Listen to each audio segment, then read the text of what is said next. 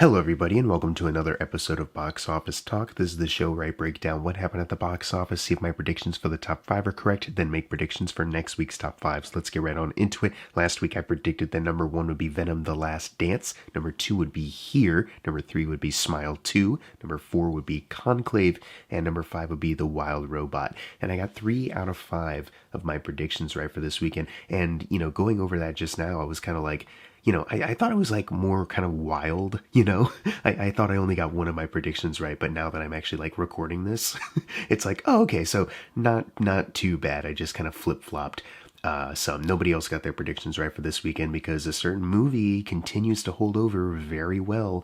But let's just dive on into what happened in the overall top 10. Number one was, once again, Venom: The Last Dance. And I was wondering, just based off of kind of a, not terrible reception, but just a bit more of like a, like kind of like lukewarm kind of like fan reception, like from the like cinema score is what I was mostly thinking of, and it was the lowest opening weekend, at least domestically, for the Venom movies. I was like, is it going to, well, I can't imagine it's going to drop so drastically, but is it going to have a decent holdover, or is it going to like have like a 60% drop? Is it just going to be like kind of rejected? People are kind of like moving on from it already, and it held over pretty decently, all things considered, for the domestic numbers at least. It made 26 million this weekend, which now adds to a domestic total of 90 million for the Sony Spider-Man less Spider-Man villain movies.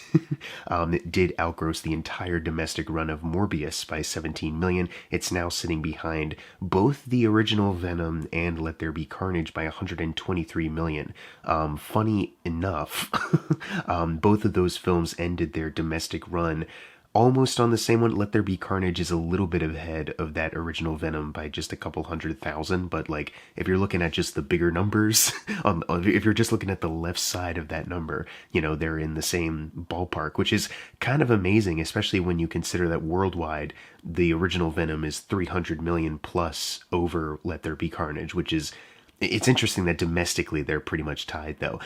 Worldwide, it continues to, I guess the word is overperform. I feel like it's kind of expected, like kind of what we were talking about last week, and I didn't think the opening was too horrible. It was like, yeah, domestically it's not as high as, the other two weekends, but, I never thought it was that bad. But I guess some people are surprised that it's making money worldwide. The other two movies did that. I don't understand. Anyways, it is sitting at 317 million now.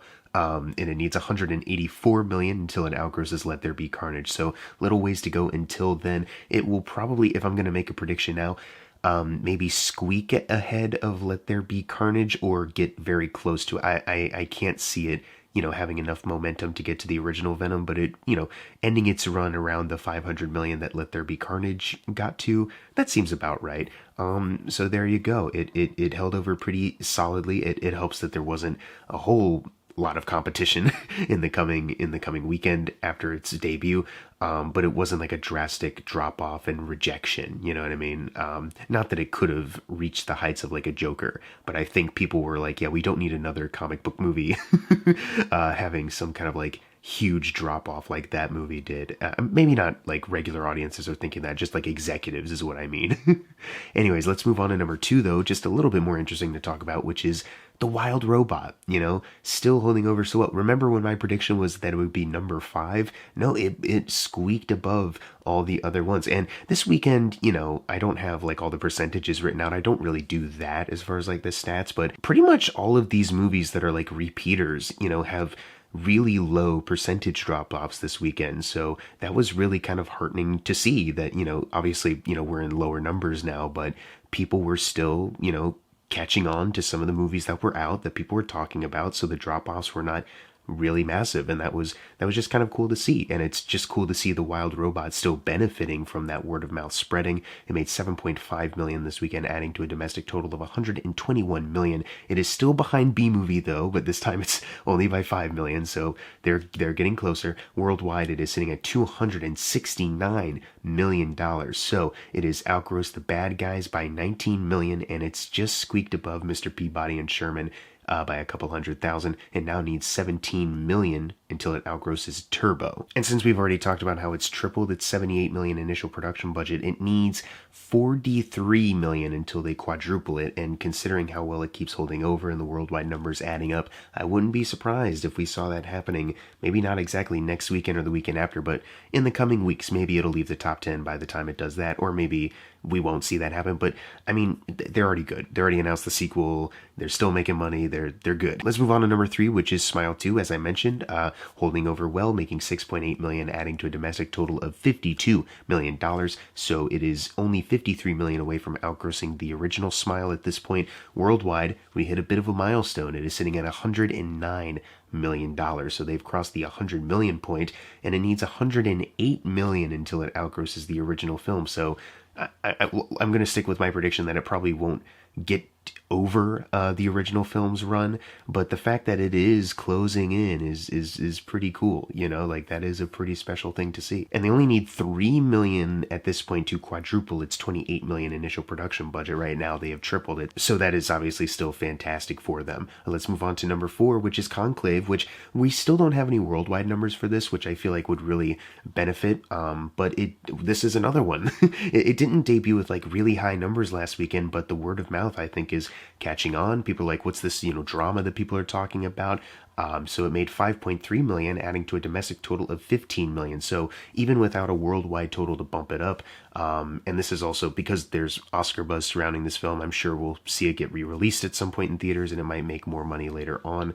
But it is only right now 5 million away from crossing the initial production budget of 20 million. That's just domestically. So all things considered, they're in a pretty good spot. And like I mentioned, because it is holding over well, that does show that, it's catching on. People are getting interested in it, like hearing about it from someone, and that's good. That's a good thing to see happening here. Number 5, though, if you just want to dive into it, it's here, the latest Zemeckis film, which I did a review of. I'm doing some reviews again. That's crazy. I haven't done that in like forever. But this isn't really that surprising to me. Like, I'm sure there are some people that saw like, oh, it's a Tom Hanks movie, it's Robin Wright, it's, about life, it's the filmmaker behind these classic movies that were listed in the trailers, like Forrest Gump, or Back to the Future, whatever else was listed in the trailer. So you have some audience members coming in for that, but it's not like this is a movie that was like really being talked up as like, this is one to look out for, or, it's not like it was everywhere as far as like promotion. It's kind of like it's out, and the word of mouth is kind of just like, you know what I mean? And Zemeckis, it's been a couple years since The Walk, at the very least. Allied was a little bit more mixed critical reception wise. Welcome to Marwen the same way. And then you have like recent disasters with the Witches and Pinocchio remakes. So yeah, it's just I heard somewhere he wanted to do a movie version of the Back to the Future stage production, the musical that hit Broadway, I think a couple years ago at this point. And it's like, I wouldn't be against seeing a movie of that. I don't know if I don't know if Zemeckis is the person to make that anymore. I kind of mentioned it in the video too. He's made some of my favorite movies, some really fantastic works of art, and he's helped push cinema forward as far as like technological advancements with visual effects. But it's just, man, so many of his recent projects, you know what I mean? Like I mentioned in the video, it's like crossing your fingers and hoping for a good one with him. Anyways, it made 5.0 million this weekend. This is on a production budget of $50 million. There's no worldwide total to bump it up. As far as Zemeckis' opening weekends, it is 5 million over The Witches and Pinocchio, but those were streaming, 4 million over The Walk, which did not do well, and 3 million over Welcome to Marwen. It's a couple 100,000 below the opening weekend of Romancing the Stone, though, so that this is a weekend on the very, very low end of Zemeckis' career. It did, for the domestic runs, outgross those streaming movies, like I mentioned, Pinocchio and the Witches, but it needs 5 million until it outgrosses The Walk.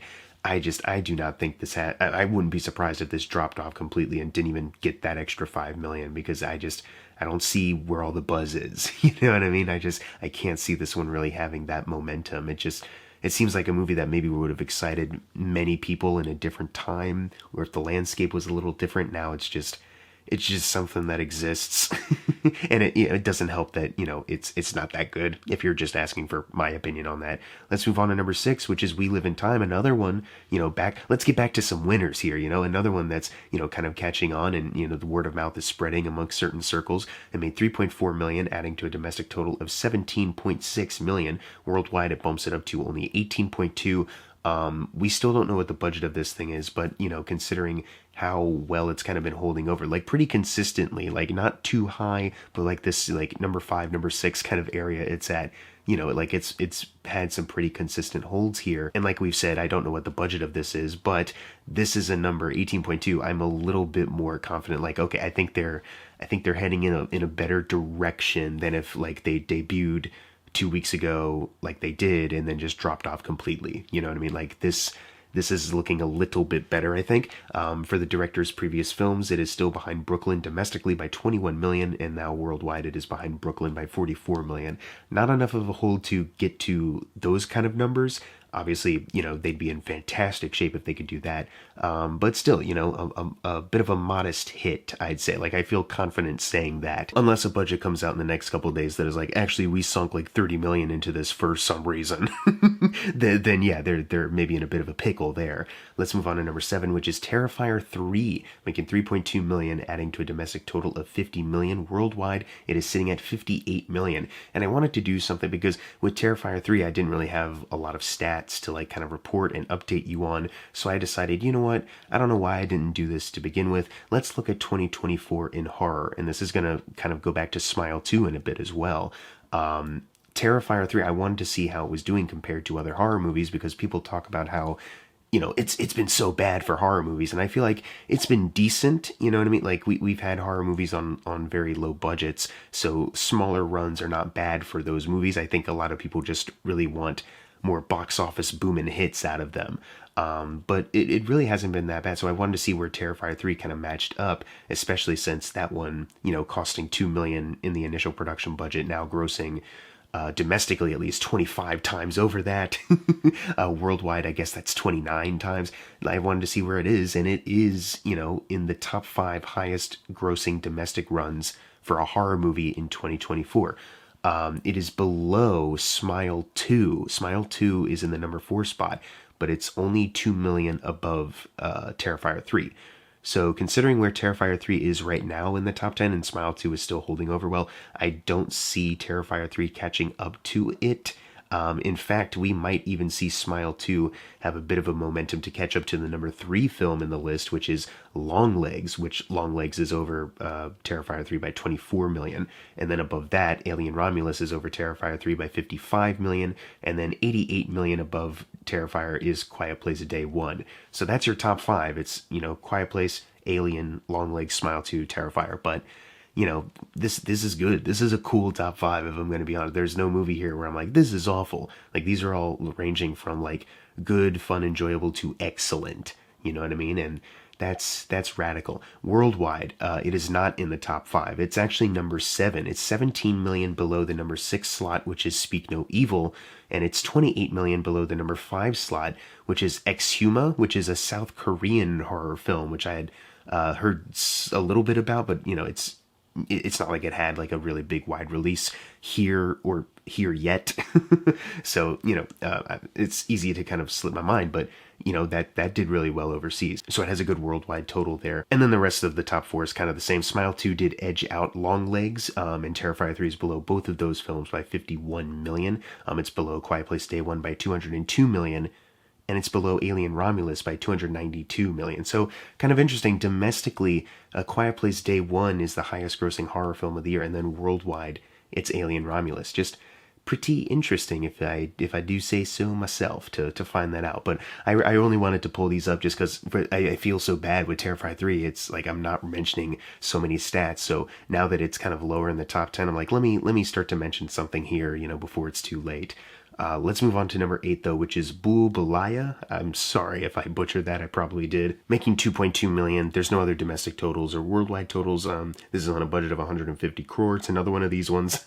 I didn't know what it was, didn't know it existed, and here it is sneaking its way into the top 10. Before the numbers.com updated for a while, I was like, okay, it's looking like, the bottom three are these, and Anora is in here, and that Liam Neeson Absolution movie. Oh man, that'll be fun to just kind of diss real quick. But this, and then our number 9, which is Singham Again, edge them out, which is a bit of a bummer. If Anora gets in more wide release, then maybe we'll see it come back, but Liam Neeson we won't see.